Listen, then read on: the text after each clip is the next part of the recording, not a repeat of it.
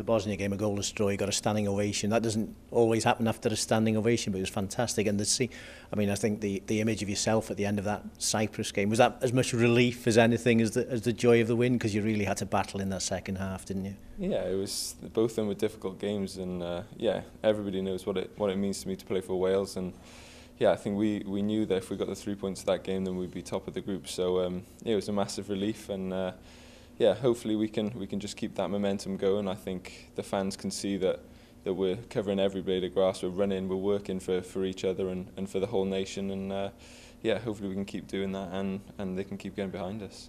A year ago, a 1-0 draw in Brussels, I think you missed that game, and it was a celebration game for them going to the World Cup. Completely different this time, but they are a quality side, aren't they? Yeah, I think they're fourth in the world or something like that. So yeah, they're a very good side, and but yeah, we know what qualities they have, and we also know what weaknesses they have. So yeah, we'll be going out there on Sunday to give our best go, and as I said, hopefully we can get the 3 points. Over 2,500 fans travelling as well. 1,500 last year. Some of them said they had the best days of their Welsh lives supporting Wales last year. So if a win or a draw this time will better that, wouldn't it? Yeah, definitely, and I don't think not many countries can take that many fans to away games, and yeah, we've got some special fans, and hopefully we can make them proud on the night.